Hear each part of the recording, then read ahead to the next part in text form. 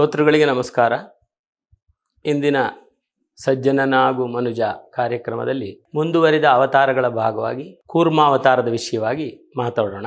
ಶುಕ್ಲಾಂಬರಧರಂ ವಿಷ್ಣುಂ ಶಶಿವರ್ಣಂ ಚತುರ್ಭುಜಂ ಪ್ರಸನ್ನವದನಂ ಧ್ಯಾಯೇತ್ ಸರ್ವವಿಘ್ನೋಪಶಾಂತಯೇ. ವ್ಯಾಸಂ ವಸಿಷ್ಠನಪ್ತಾರಂ ಶಕ್ತೇಃ ಪೌತ್ರಮಕಲ್ಮಷಂ ಪರಾಶರಾತ್ಮಜಂ ವಂದೇ ಶುಕತಾತಂ ತಪೋನಿಧಿಂ. ರಾಮಾಯ ರಾಮಭದ್ರಾಯ ರಾಮಚಂದ್ರಾಯ ವೇದಸೆ ರಘುನಾಥಾಯ ನಾಥಾಯ ಸೀತಾಯಾಃ ಪತಯೇ ನಮಃ. ಮನೋಜವಂ ಮಾರುತತುಲ್ಯವೇಗಂ ಜಿತೇಂದ್ರಿಯಂ ಬುದ್ಧಿಮತಾಂ ವರಿಷ್ಠ ವಾತಾತ್ಮಜಂ ವಾನರಯೂತಮುಖ್ಯಂ ಶ್ರೀರಾಮದೂತಂ ಶಿರಸಾ ನಮಾಮಿ. ಜೈ ಶ್ರೀರಾಮ್. ಈ ಕೂರ್ಮಾವತಾರ ಭಗವನ್ನಾರಾಯಣನ ಲೀಲೆಗಳಲ್ಲಿ ಒಂದು.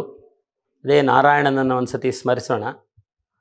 ದೇವ ಬಂದ ನಮ್ಮ ಸ್ವಾಮಿ ಬಂದಾನೋ, ದೇವ ಬಂದ ನಮ್ಮ ಸ್ವಾಮಿ ಬಂದಾನೋ, ದೇವರ ದೇವ ಶಿಖಾಮಣಿ ಬಂದನೋ, ದೇವ ಬಂದ ನಮ್ಮ ಸ್ವಾಮಿ ಬಂದಾನೋ, ದೇವರ ದೇವ ಶಿಖಾಮಣಿ ಬಂದನೋ.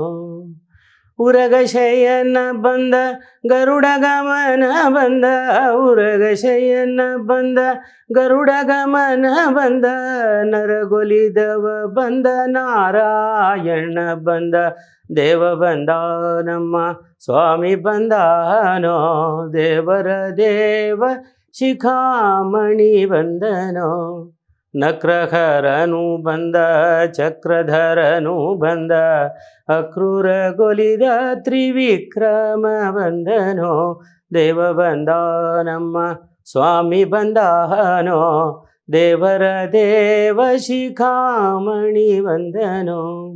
ಮಂದರೋದ್ಧಾರ ಬಂದ ಮಾಮನೋಗರ ಬಂದ, ಮಂದರೋದ್ಧಾರ ಬಂದ ಮಾಮನೋಗರ ಬಂದ, ಇಂದಿರೆಯರ ಸ ಪುರಂದರ ವಿಠಲ ಬಂದನೋ, ದೇವ ಬಂದ ನಮ್ಮ ಸ್ವಾಮಿ ಬಂದಾನೋ, ದೇವರ ದೇವ ಶಿಖಾಮಣಿ ಬಂದನೋ.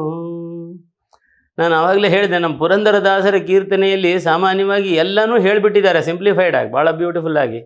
ನೋಡಿ, ಇದರಲ್ಲಿನೂ ಕೂಡ ಅವತಾರಗಳ ವಿಷಯವಾಗೇ ಬರುತ್ತೆ. ಉರಗಶಯನ ಅಂದರೆ ಹಾವಿನ ಮೇಲೆ ಮಲ್ಕೊಂಡವನು ಅಂತ.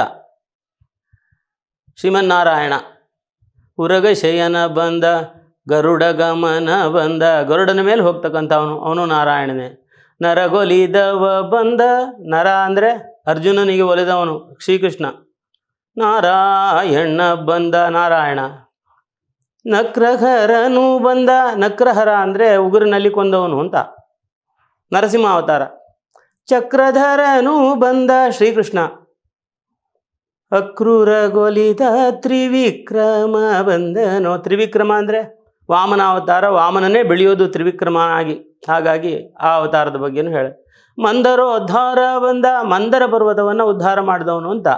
ಅಂದರೆ ನೋಡಿ, ಆ ಪರ್ವತಕ್ಕೂ ಕೂಡ ಭಗವಂತನ ಕಾರ್ಯಕ್ಕೆ ಬಂದು ಇದು ಸಮುದ್ರ ಮಂಥನದ ಸಮಯದಲ್ಲಿ ಉದ್ಧಾರವಾಗುತ್ತಂತೆ. ಅದು ಇವಾಗ ನಾವು ಮಾಡಬೇಕಾಗಿರೋದು ಅದೇ ಮಂದರದ ಉದ್ಧಾರನೇ. ಅಲ್ಲಿಂದನೇ ಕೂರ್ಮಾವತಾರ ಶುರು. ಆ ಕೂರ್ಮಕ್ಕೆ ಮಂದರ ಅಂದರೆ ಇಲ್ಲಿ ಬಹಳ ಸುಲಭವಾಗಿ ನಾವು ಅರ್ಥ ಮಾಡ್ಕೊಳ್ಬೇಕು ಅಂದರೆ, ಮಂದರ ಪರ್ವತ ಅನ್ನತಕ್ಕಂಥದ್ದು ನಮ್ಮ ಮನಸ್ಸು. ಸಮುದ್ರ ಯಾವುದು ಇಲ್ಲಿ ಅಂದರೆ ಹೃದಯ ಸಮುದ್ರ, ನಮ್ಮ ಶರೀರವೇ ಸಮುದ್ರ. ಶರೀರವೆಂಬ ಸಮುದ್ರದಲ್ಲಿ ಮಂದರ ಅನ್ನತಕ್ಕಂತಹ ಮನಸ್ಸನ್ನು ಕಡಿಯಬೇಕಾದರೆ ಕೂರ್ಮ ಅನ್ನತಕ್ಕಂತಹ ಭಗವಂತನ ಆಸರೆ ಬೇಕು. ಕೆಳಗಡೆನಲ್ಲಿ ನಾವು ಕೂತ್ಕೊಂಡು ಅದನ್ನು ಮಾಡಬೇಕು. ಹಾಗಾಗಿ ಇದು ಮಂದರೋದ್ಧಾರ. ಈ ವಿಚಾರವಾಗಿ ಪುರಂದರದಾಸರು ಬಹಳ ಸಿಂಪಲ್ಲಾಗಿ ಹೇಳಿದ್ದಾರೆ. ಈ ಕೂರ್ಮಾವತಾರವನ್ನು ಸ್ವಲ್ಪ ನಾವು ಇಲ್ಲಿ ಅನುಭವಿಸೋಣ. ಕೂರ್ಮಾವತಾರ ಯಾವ ಕಾಲದಲ್ಲಿ ನಡೆಯಿತು ಅಂತಂದರೆ, ಬಲಿಚಕ್ರವರ್ತಿ ಪ್ರಹ್ಲಾದನ ಮಗ ವಿರೋಚನ, ವಿರೋಚನನ ಮಗ ಬಲಿಚಕ್ರವರ್ತಿ. ಮಹಾಪರಾಕ್ರಮಿ ಅವನು ಬಲಿಚಕ್ರವರ್ತಿ. ಅವನು ಎಲ್ಲ ಕಡೆಯಲ್ಲೂ ದಿಗ್ವಿಜಯವನ್ನು ಸಾಧಿಸ್ತಾನೆ. ವಿರೋಚನ ಆ ರಾಕ್ಷಸ ವಂಶದಲ್ಲಿ, ನಾನು ಹಿಂದೆ ಹೇಳಿದ್ದೆ ನಿಮಗೆ, ಈ ದಿತಿ ಹಿರಣ್ಯಾಕ್ಷ ಹಿರಣ್ಯಕಶಿಪುವನ್ನು ಹೆತ್ತಾಗ ಆ 2 ಮಕ್ಕಳಲ್ಲಿ ಒಬ್ಬನಿಗೆ 4 ಮಕ್ಕಳಾಗಿ, 4 ಮಕ್ಕಳಲ್ಲಿ ಒಬ್ಬ ಪರಮದೈವ ಭಕ್ತನಾಗಿ ಹುಟ್ಟುತ್ತಾನೆ. ಅಂದರೆ ಪ್ರಹ್ಲಾದ ಒಬ್ಬ ಪರಮದೈವ ಭಕ್ತನಾಗಿ ಹುಟ್ಟುತ್ತಾನೆ. ಅವನು ನಾರದರ ಉಪದೇಶದ ಮೇರೆಗೆ ಪರಮನಾರಾಯಣ ಪರಾಯಣನಾಗಿ ತಾನು ಮುಂದೆ ಬಂದು ಅಪ್ಪನ ಸಾವಿಗೆ ತಾನೇ ಕಾರಣನಾಗ್ತಾನೆ ಮತ್ತು ವೇದವನ್ನು ಪ್ರತಿಪಾದಿಸ್ತಾನೆ. ಅವನು ಆ ಪ್ರಹ್ಲಾದನ ಮಗ ವಿರೋಚನ. ಈಗಲೂ ಕೂಡ ವೀರಕೋಚ ಅಂತ ಹೇಳಿ ನಮ್ಮ ಪಾಶ್ಚಾತ್ಯ ದೇಶ, ನಮ್ಮ ದೇಶ ಅಲ್ಲ ಬೇರೆ ಕಡೆಯಲ್ಲಿ ವೀರಕೋಚ ಅಂತ ಅವ್ರನ್ನ ಕರೀತಾರೆ. ಒಂದು ಕುದುರೆಯ ಆಕಾರದ ದೇವರಾಗಿ ಅಲ್ಲಿ ಕೂಡ ಹಯಗ್ರೀವನನ್ನು ಪೂಜಿಸ್ತಾರೆ ಅಂತ ಹೇಳ್ತಾರೆ. ಈ ಬಲಿಚಕ್ರವರ್ತಿಯ ಕಾಲದಲ್ಲಿ ಬಲಿಚಕ್ರವರ್ತಿಯ ಆಸುರಿ ಶಕ್ತಿ ಬಹಳ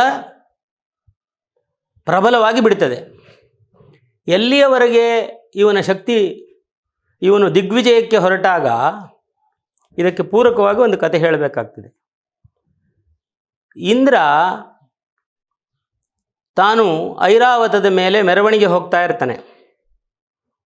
ಇಂದ್ರನ ಪದವಿ ಯಾಕೆ ಇಳಿತದೆ, ಬಲಿಚಕ್ರವರ್ತಿ ಇಂದ್ರ ಪದವಿಗೆ ಯಾಕೆ ಬರ್ತಾನೆ ಅನ್ನೋ ವಿಚಾರವಾಗಿ ಇಂದ್ರನಿಗೆ ಲಕ್ಷ್ಮಿ ಒಲಿದಿರ್ತಾಳೆ. ಇಂದ್ರ ಪದವಿಯಲ್ಲಿ ಇಂದ್ರ ಇರ್ತಾನೆ. ಇಂದ್ರ ಇರಬೇಕಾದ್ರೆ ಒಂದು ಸತಿ ಐರಾವತದ ಮೇಲೆ ಮೆರವಣಿಗೆ ಹೋಗ್ತಾ ಇರ್ತಾನೆ.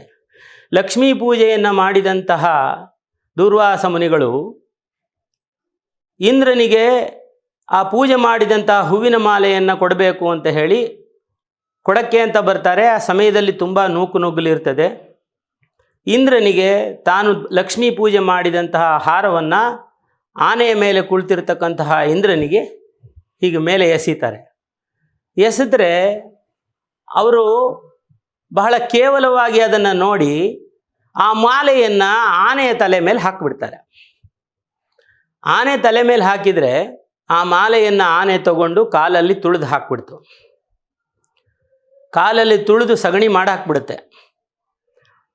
ಅದನ್ನು ನೋಡಿದಂತಹ ದೂರ್ವಾಸರಿಗೆ ಬಹಳ ಕೋಪ ಬರುತ್ತೆ.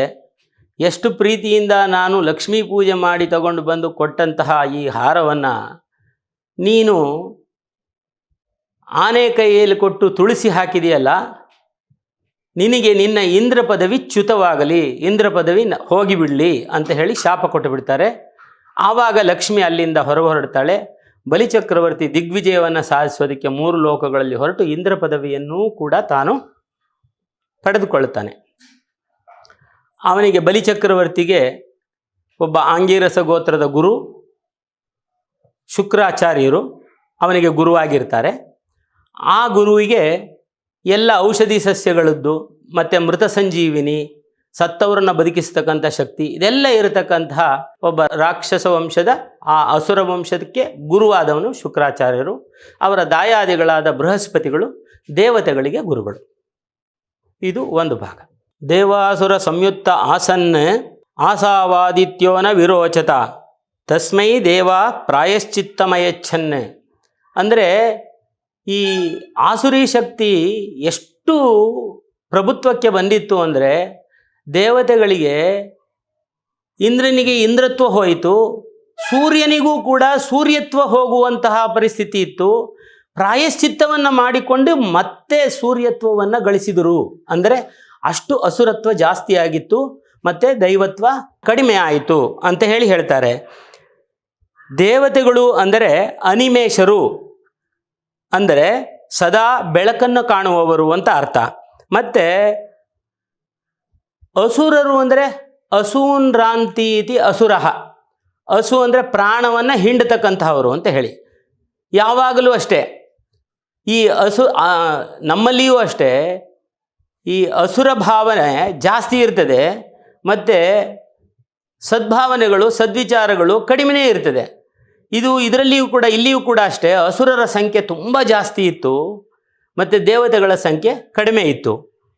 ಕನೀಯಾಂಸೋ ದೇವಾಹ ಜಾಯಾಂಸೋ ಅಸುರಾಹ. ಅಂದರೆ ದೇವರುಗಳ ಸಂಖ್ಯೆ ಕಡಿಮೆ, ಅಸುರರ ಸಂಖ್ಯೆ ಜಾಸ್ತಿ. ಈ ಸಮಯದಲ್ಲಿ ಇಂದ್ರ ತನ್ನ ಪದವಿಯಿಂದ ಚ್ಯುತನಾಗಿ ಬಲಿಗೆ ಹೆದರಿ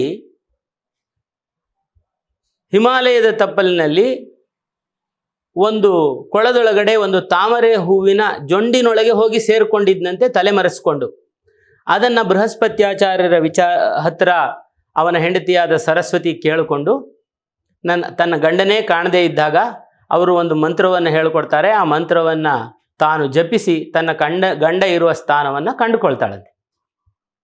ಅಷ್ಟು ಉಪಟಳ ಯಾರ್ದು, ಈ ಬಲಿಚಕ್ರವರ್ತಿ ಮತ್ತು ಅಸುರರದ್ದು ಉಪಟಳಗಳು ಆಗ್ತಾ ಇರುತ್ತೆ. ಆ ಸಮಯದಲ್ಲಿ ಸರಿಯಾಗಿ ಬ್ರಹ್ಮದೇವ ಒಂದು ತಪಸ್ಸನ್ನು ಮಾಡ್ತಾನೆ. ಈಗ ಅಸುರರು ಜಾಸ್ತಿಯಾಗಿ ದೈವಿ ಶಕ್ತಿಗಳೇ ಕುಗ್ಗಿ ಹೋದಾಗ ಇನ್ನು ಕಾಪಾಡ್ತಕ್ಕಂಥವನು ಒಬ್ಬನೇ ಅವತಾರ ತಾಳ್ತಕ್ಕಂತಹ ಪರಮಾತ್ಮ ಶ್ರೀಮನ್ನಾರಾಯಣ ಅವನನ್ನು ಕುರಿತು ಜಪ ಮಾಡಿದಾಗ ಶ್ರೀಮನ್ನಾರಾಯಣ ಪ್ರತ್ಯಕ್ಷವಾಗ್ತಾನೆ. ಪ್ರತ್ಯಕ್ಷವಾಗಿ ಬ್ರಹ್ಮದೇವನಿಗೆ ಹೇಳ್ತಾನೆ, ಹೇಗಾದರೂ ಮಾಡಿ ನೀವು ಈ ಕ್ಷೀರಸಾಗರವನ್ನು ಅಂದರೆ ತಾನು ಮಲಗಿರತಕ್ಕಂತಹ ಆ ಸಮುದ್ರವನ್ನು ಕಡೆಯಬೇಕು. ಕಡಿದ್ರೆ ಅದರಲ್ಲಿ ಅಮೃತ ಬರ್ತದೆ. ಆ ಅಮೃತವನ್ನು ಹೇಗಾದರೂ ಮಾಡಿ ದೇವತೆಗಳಿಗೆ ಉಣಿಸಿದರೆ ದೇವತೆಗಳ ಶಕ್ತಿ ಹೆಚ್ಚುತ್ತೆ ಮತ್ತು ಆಸುರಿ ಶಕ್ತಿ ಕಡಿಮೆ ಆಗುತ್ತೆ. ಹಾಗಾಗಿ ಇದೊಂದು ಉಪಾಯವನ್ನು ನೀವು ಮಾಡಿ ಅಂತ ಹೇಳಿ ಭಗವಂತ ಶ್ರೀಮನ್ನಾರಾಯಣ ಹೇಳ್ತಾನೆ. ಹಾಗಾದರೆ ಹೇಗೆ ಈ ಸಮುದ್ರವನ್ನು ಕಡಿಯೋದು ಹೇಗೆ ಅಂದರೆ, ಮಂದರ ಪರ್ವತವನ್ನು ಕಡೆಗೋಲಾಗಿ ಇಟ್ಕೊಂಡು ವಾಸುಕಿ ಅನ್ನತಕ್ಕಂತಹ ಸರ್ಪ, ಮಹಾಸರ್ಪ ಶೇಷನ ತಮ್ಮ, ಅವನನ್ನು ಹಗ್ಗವನ್ನಾಗಿ ಇಟ್ಕೊಂಡು ಹೇಗಾದರೂ ಮಾಡಿ ದೈತ್ಯರನ್ನು ಅಂದರೆ ಅಸುರರು, ಬಲಿಚಕ್ರವರ್ತಿಯ ಎಲ್ಲ ವಂಶವನ್ನು ಕೂಡ ಜೊತೆಗೆ ಸೇರಿಸ್ಕೊಂಡು, ಇವರೇ ದೇವತೆಗಳು ಕೇವಲ ಅವರೇ ಕಡಿಯೋದಕ್ಕಾಗೋದಿಲ್ಲ, ಒಂದು ಕಡೆ ಕಡಿದ್ರೆ ಸಾಲೋದಿಲ್ಲ ಅಲ್ವ, ಇವರ ನಂಬರ್ಗಳು ಕೂಡ ಕಡಿಮೆ, ಇವರು ಜನ ಕೂಡ ಕಡಿಮೆ ಇದ್ದಾರಲ್ಲ. ಹಾಗಾಗಿ ಅವರನ್ನು ಸೇರಿಸ್ಕೊಂಡು ಹೇಗಾದರೂ ಮಾಡಿ ಕಡಿಯುವುದು ಅಂತ ತೀರ್ಮಾನ ಮಾಡಿ ಬೃಹಸ್ಪತ್ಯಾಚಾರ್ಯರು ಮತ್ತು ಶುಕ್ರಾಚಾರ್ಯರು ಇಬ್ಬರೂ ಸೇರಿ ಒಂದು ಮೀಟಿಂಗ್ ಆರ್ಗನೈಸ್ ಮಾಡ್ತಾರೆ. ಹೇಗಾದರೂ ಮಾಡಿ ಈ ಸಮುದ್ರವನ್ನು ಕಡಿದ್ರೆ ಅಮೃತ ಬರ್ತದೆ, ಈ ಅಮೃತವನ್ನು ಇಬ್ಬರೂ ಸರಿಸಮನಾಗಿ ಹಂಚಿಕೊಳ್ಳೋಣ, ಅಮೃತತ್ವ ಬಂದರೆ ಅವರಿಗೆ ಸಾವಿಲ್ಲ ಅಂತ ಹೇಳಿ ಒಂದು ಆಸೆಯನ್ನು ಹುಟ್ಟಿಸ್ತಾರೆ. ಸುಲಭಕ್ಕೆ ಅಸುರರು ಒಪ್ಪೋದಿಲ್ಲ. ಆದರೂ ಕೂಡ ಶುಕ್ರಾಚಾರ್ಯರು ಹೌದು ತನ್ನ ಶಿಷ್ಯರಿಗೆ ಒಳ್ಳೆಯದಾಗುತ್ತೆ ಅನ್ನೋ ಭಾವನೆಯಲ್ಲಿ ಅವರನ್ನು ಒಪ್ಪಿಸ್ತಾರೆ. ಕಡೆಗೆ ಅಸುರರೆಲ್ಲ ಒಂದು ಕಡೆಯಲ್ಲಿ ಮತ್ತು ಇನ್ನೊಂದು ಕಡೆಯಲ್ಲಿ ದೇವತೆಗಳೆಲ್ಲ ಒಂದು ಕಡೆಯಲ್ಲಿ, ಇಂದ್ರನು ಸಮೇತವಾಗಿ, ಬಲಿಚಕ್ರವರ್ತಿ ಸಮೇತವಾಗಿ ದೈತ್ಯರು ಇನ್ನೊಂದು ಕಡೆಯಲ್ಲಿ ಮಂದರವನ್ನು ಎತ್ತೋದು ಅಂತ. ಹಾಗಾದರೆ ಮಂದರ ಪರ್ವತವನ್ನು ತೊಗೊಂಡು ಬರಬೇಕಲ್ಲ. ಆ ಮಂದರ ಪರ್ವತವನ್ನು ತೊಗೊಂಡು ಬರೋದಕ್ಕೆ ಅಂತ ಹೋಗ್ತಾರೆ. ಅದನ್ನು ತೊಗೊಂಡು ಬರೋದು ಕಷ್ಟ ಆಗುತ್ತೆ. ಆ ಎತ್ತುವಾಗಲೇ ಎಷ್ಟೋ ಜನ ಕೆಳಗೆ ಬಿದ್ದು ಸತ್ತು ಹೋಗ್ತಾರೆ, ಸುಮಾರು ಜನಗಳು ಗಾಯವಾಗ್ತಾರೆ. ಆ ಸಮಯದಲ್ಲಿ ಭಗವಂತ ಮಹಾವಿಷ್ಣುವೇ ಗರುಡನನ್ನು ಜೊತೆಯಲ್ಲಿ ಗರುಡನ ಸಹಾಯದಿಂದ ಮಂದರ ಪರ್ವತವನ್ನು ತಗೊಂಡು ಬಂದು ಸಮುದ್ರದಲ್ಲಿ ಇರಿಸಿದ ಅಂತ ಹೇಳಿ ಕೂಡ ಒಂದು ಕಥೆ ಇದೆ. ಆ ಇರಿಸಿದ ಸಮಯದಲ್ಲಿ ಗರುಡನನ್ನು ಕರ್ಕೊಂಡು ಬಂದು ಯಾತಕ್ಕೋಸ್ಕರ ಅಷ್ಟು ಅದು ಮಾಡೋಕ್ಕಾಗಲಿಲ್ಲ, ತೊಗೊಂಡು ಬರೋಕ್ಕಾಗಲಿಲ್ಲ ಅಂದರೆ, ಮುಂದೆ ಕೂಡ ಆ ಹಗ್ಗವಾಗಿ ವಾಸುಕಿಯನ್ನು ಹಾಕಿ ಎಳೆಯೋಕ್ಕೆ ಪ್ರಯತ್ನ ಮಾಡಿದ್ರೆ ಅದು ಕುಸ್ತು ಬಿಡುತ್ತೆ. ಮಂದರ ಪರ್ವತ ಕುಸ್ತು ಬಿಟ್ಟರೆ ನೀರಿನಿಂದ ಕೆಳಗೆ ಹೋಗ್ಬಿಡುತ್ತಲ್ವ, ಅದನ್ನು ಮತ್ತೆ ಕಡಿಯೋದು ಕೂಡ ಕಷ್ಟವಾಗುತ್ತೆ. ಆವಾಗ ಪರಮಾತ್ಮ ಸ್ವಯಂ ತಾನೇನೆ ಕೂರ್ಮಾವತಾರವಾಗಿ, ಅಂದರೆ ಒಂದು ಆಮೆ ಚಿಪ್ಪು ಗೊತ್ತಲ್ಲ, ಅದು ವಜ್ರದಂತೆ ಗಟ್ಟಿ, ಆ ವಜ್ರದಂತೆ ಗಟ್ಟಿಯಾಗಿರುವ ತಾನು ಕೂರ್ಮನಾಗಿ ಭಗವಂತ ಅದರ ಅಡಿಯಲ್ಲಿ ಹೋಗಿ ಅದನ್ನು ಮೇಲೆ ಎತ್ತಾನೆ. ಅದು ಮೇಲ್ಗಡೆ ಉಬ್ಬಿರುತ್ತಲ್ಲ, ಸುಲಭವಾಗಿ ಮಂದರ ಪರ್ವತ ತಿರುಗುವಂತೆ ಆಗತ್ತೆ ಅಂತ ಹೇಳಿ ಮಂದರ ಪರ್ವತವನ್ನು ಮೇಲೆ ಕೂರಿಸ್ತಾನೆ. ಯಾತಕ್ಕೋಸ್ಕರ ಅದು ಕೆಳಗೆ ಕೂತ್ಕೊಂಡು ಬಿಡ್ತು, ಮತ್ತು ಸುಮಾರು ರಾಕ್ಷಸರು ಮತ್ತು ದೇವತೆಗಳು ಸತ್ತೋದ್ರು, ಪರ್ವತಗಳನ್ನು ಎತ್ತಕ್ಕಾಗಲಿಲ್ಲ ಅಂದರೆ ಆವಾಗ ವಿನಾಯಕನ ಪೂಜೆಯನ್ನು ಮಾಡಲಿಲ್ಲ ಅನ್ನುವಂತಹ ಒಂದು ಶ್ಲೋಕ ಕೂಡ ಅಲ್ಲಿ ಬರ್ತದೆ. ವಿನಾಯಕನ ಪೂಜೆ ಮಾಡದೆ ಮಾಡಿದರು ಅಂತ ಹೇಳಿ. ಇವರಿಗೆ ಮಂದರ ಪರ್ವತವನ್ನು ಕಡಿದು ಬಿಟ್ಟರೆ ಅಮೃತ ಸಿಗ್ತದೆ ಅನ್ನೋದು, ಮತ್ತು ದೇವತೆಗಳು ಒಪ್ತಾರೋ ಅಸುರರು ಒಪ್ತಾರೋ ಇಲ್ವೋ ಅನ್ನೋ ಗಾಬರಿ, ಇದರ ಮಧ್ಯದಲ್ಲಿ ದೇವತಾ ಪೂಜೆಯನ್ನು ಕೂಡ ಮರೆತಿದ್ರು ಅನ್ನೋ ವಿಚಾರ ಕೂಡ ಅಲ್ಲಿ ಬರ್ತದೆ. ಪೃಷ್ಟೈ ಭ್ರಾಮ್ಯದಮಂದ ಮಂದರಗಿರಿಂ ಗ್ರಾಖ್ಯಾಯ ಕಂಡೂಯನಾತ್ ನಿದ್ರಾಲೋಹ ಕಪಟಾಕೃತೆ ಭಗವತೆ ಶ್ವಾಸಾನ್ ನಿರಾಪಾಂತವಃ. ಅಂದರೆ ಭಗವಂತನಿಗೆ ಬೆನ್ನು ತುರಿಕೆ ಆದಂಗೆ ಆಯ್ತಂತೆ. ಅವನು ಬೆನ್ನು ತುರಿಕೆ ಆಗಿದ್ದಾಗ ಕೂರ್ಮಾವತಾರವನ್ನು ತಾಳಿ ಮಂದರ ಪರ್ವತವನ್ನು ಮೇಲೆ ಏರಿಸ್ಕೊಂಡ. ಆ ಕಡೆಯಿಂದ ಈ ಕಡೆಯಿಂದ ಎರಡೂ ಕಡೆಯಿಂದ ದೇವತೆಗಳು ಅಸುರರು ಅದನ್ನು ಕಡಿತಾ ಇರಬೇಕಾದ್ರೆ ಬೆನ್ನಿಗೆ ಚೆನ್ನಾಗಿ ಯಾರೋ ಕೆರೆದಂಗಾಯಿತು. ಆ ಕೆರೆದಂಗಾದಾಗ ಒಂದು ಸಂತೋಷವಾಗಿ ಅವನಿಗೆ ಒಂಥರ ಆಹ್ಲಾದಕರವಾಗಿ ನಿದ್ದೆ ಬಂತಂತೆ. ನಿದ್ದೆಯ ಸಮಯದಲ್ಲಿ ಉಸಿರಾಡಬೇಕಾದ್ರೆ ಆ ಉಸಿರಿನ ಪ್ರಭಾವದಿಂದ ನದಿಯಲ್ಲಿ ಅಲೆ ಅವನನ್ನೇ ತೂಗಾಡಿಸಿ ತನ್ನ ತೊಟ್ಟಲನ್ನು ತಾನೇ ತೂಗಿದ ಭಗವಂತ ಅಂತ. ಆ ಭಗವಂತ ತನ್ನ ತೊಟ್ಟಲನ್ನು ತಾನೇ ತೂಗಿಕೊಂಡು ತೂಗ್ತಾ ಇದ್ದಂತೆ ಅಲೆಗಳು ಹಾಗೆ ಮೇಲೆ ಎದ್ದು ಮಾಡ್ತಾ ಇತ್ತು. ಸಮುದ್ರದ ಮಂಥನವು ಕೂಡ ಅದನ್ನು ಕಡಿಯೋ ಕೂಡ ಕೆಲಸವು ನಡೀತಾ ಇತ್ತು. ಆ ಕೆಲಸ ನಡಿಬೇಕಾದ್ರೆ ಒಂದೊಂದಾಗಿ ಆವಾಗ ಇಲ್ಲಿ ವಿಚಾರಗಳು ತಿಳ್ಕೊಳ್ಬೇಕು ನಾವು. ಮುಂದೆ ಇದರ ನಮ್ಮ ಎರಡು ಆಧ್ಯಾತ್ಮಿಕವಾದ ಅರ್ಥ ಒಂದು, ಇನ್ನೊಂದು ನಮ್ಮ ಬೌದ್ಧಿಕವಾದಂತಹ ಅರ್ಥಗಳು ಕೂಡ ಒಂದು ಇರ್ತದೆ. ಇವಾಗ ಆಧ್ಯಾತ್ಮಿಕವಾದ ವಿಚಾರವನ್ನು ಮಾತ್ರ ಅಷ್ಟೇ ಮಾಡೋಣ. ಮುಂದಿನ ಇದರಲ್ಲಿ ಬೌದ್ಧಿಕವಾಗಿ ಏನು ಬರ್ತದೆ ಅದನ್ನು ಕೂಡ ನೋಡೋಣ. ಮಂಥನವನ್ನು ಮಾಡಬೇಕಾದ್ರೆ ಒಂದೊಂದಾಗಿ ಪದಾರ್ಥಗಳು ಹೊರಗೆ ಬರ್ತವೆ. ಮೊದಲು ಬರತಕ್ಕಂತಹ ಪದಾರ್ಥ ಏನು ಅಂದರೆ ವಿಷ. ಮೊದಲು ವಿಷ ಬರುತ್ತೆ. ವಿಷ ಭಯಂಕರವಾಗಿ ವಿಷ ಬರುತ್ತಂತೆ. ಆ ವಿಷವನ್ನು ಎಲ್ಲರೂ ಮೂರ್ಛಿತರಾಗ್ತಾರೆ. ಎಷ್ಟೋ ಜನ ಮೂರ್ಛಿತರಾಗ್ಬಿಡ್ತಾರೆ. ಮೂರ್ಛಿತರಾದ ಸಮಯದಲ್ಲಿ ದೇವತೆಗಳು ಶಿವನನ್ನು ಪ್ರಾರ್ಥಿಸ್ಕೊಳ್ತಾರೆ, ನೀನು ಈ ವಿಷವನ್ನು ಎಳ್ಕೊಂಡ್ಬಿಡು ಅಂತ ಹೇಳಿದಾಗ ಭಗವಂತ ಶಿವ ಆ ವಿಷವನ್ನು ಹೀರಿಕೊಳ್ತಾನೆ. ಹಾಗಾಗಿ ಅವನಿಗೆ ನೀಲಕಂಠ, ವಿಷಕಂಠ ಅಂತ ಹೇಳ್ತಾರೆ.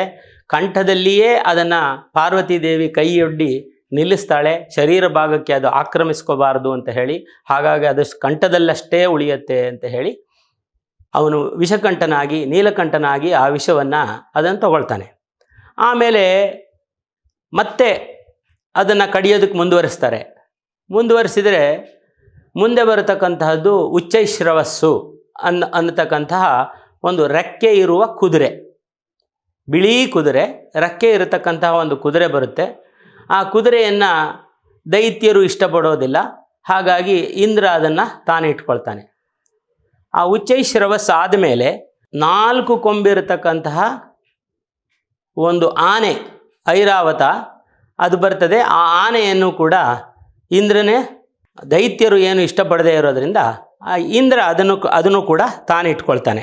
ಆಮೇಲೆ ಒಂದು ಕೌಸ್ತುಭ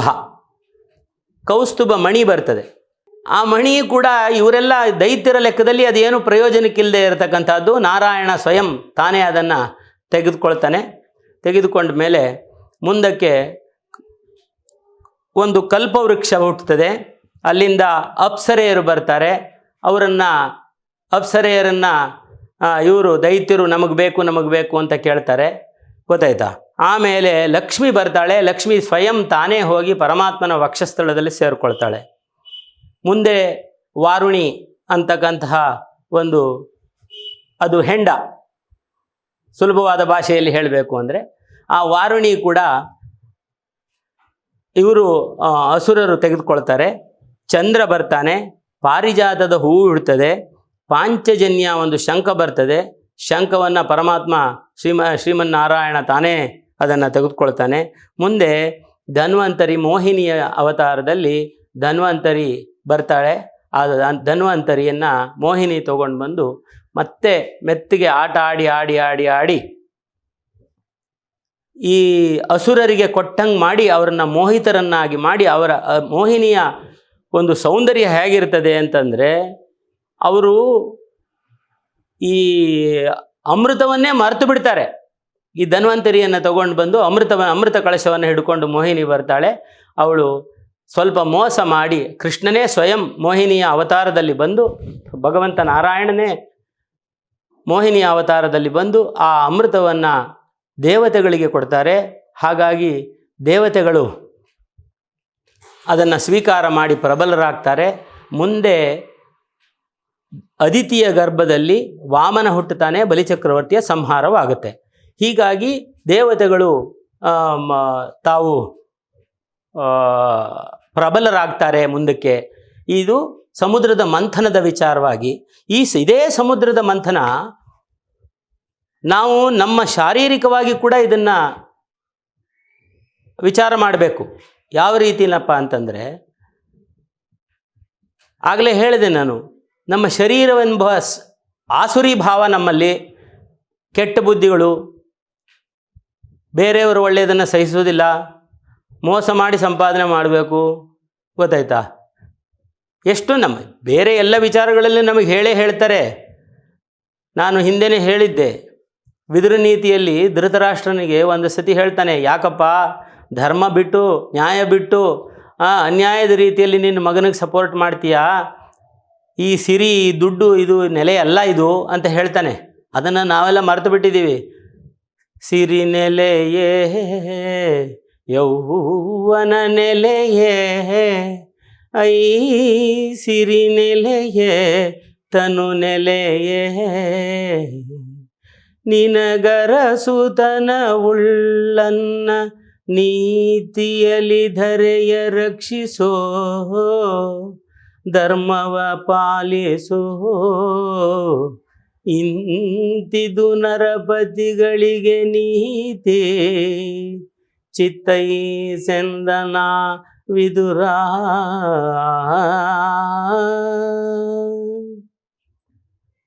ಈ ದುಡ್ಡು ನೆಲೆಯಲ್ಲಪ್ಪ, ಇದು ಪರ್ಮನೆಂಟ್ ಅಲ್ಲ, ಇವತ್ತಿರ್ತಕ್ಕಂಥದ್ದು ನಾಳೆ ಹೋಗ್ತಕ್ಕಂಥದ್ದು. ಸಿರಿ ನೆಲೆಯೇ ಐ ಸಿರಿ ನೆಲೆಯೇ ತನು ನೆಲೆಯೇ, ಈ ಶರೀರವೂ ಕೂಡ ಶಾಶ್ವತವಾದಲ್ಲ. ಹಾಗಾಗಿ ನಿನಗೆ ಅರಸುತನ ಇದ್ದಾಗ ನೀತಿಯಲ್ಲಿ ಧರೆಯ ರಕ್ಷಿಸು. ಇದನ್ನೇನೆ ನೀತಿ ಕಾಪಾಡೋದು ಅಂದರೆ ಸತ್ಯವನ್ನು ಕಾಪಾಡಿಕೊಳ್ಬೇಕು. ವೇದವನ್ನು ಅಸುರರು ಕದ್ದೊಯ್ದರು ಅಂತ ನಾನು ಹಿಂದೆ ಹೇಳಿದೆ. ವೇದವನ್ನು ಅಸುರರು ಕದ್ದೊಯ್ದರು ಅಂದರೆ ವೇದ ಪ್ರತಿಪಾದ್ಯವಾದಂತಹ ಭಗವಂತನನ್ನು ಕದ್ದೊಯ್ದರು. ವೇದ ಅಂದರೆ ಸತ್ಯ, ಸತ್ಯ ಧರ್ಮ, ಇದೇ ವೇದ ಪ್ರತಿಪಾದ್ಯತೆ. ಹಾಗಾಗಿ ಈ ಸತ್ಯವನ್ನು ಕಾಪಾಡತಕ್ಕಂಥ ಶಕ್ತಿಯನ್ನು ನಾವು ಈ ಹೃದಯ ಸಮುದ್ರವನ್ನು ಕಡಿದು ಮನಸ್ಸೆಂಬ ಮಂತರವನ್ನು ಹಿಡಿದು ಕೂರ್ಮಾಸನದಂತಹ ಭಗವಂತನ ಕರುಣೆಯ ಮೇಲೆ, ಭಗವಂತನ ಆಧಾರದ ಮೇಲೆ ಕೂತ್ಕೊಂಡು ನಮ್ಮ ಈ ಶರೀರದಲ್ಲಿ ಮಂಥನವನ್ನು ನಾವು ಮಾಡಬೇಕು. ಪ್ರತಿಯೊಬ್ಬ ಮನುಷ್ಯನೂ ಉದ್ಧಾರವಾಗಬೇಕು ಇದೇ ರೀತಿಯಲ್ಲಿ ಅನ್ನೋದು ಕೂಡ ಒಂದು ಅರ್ಥ.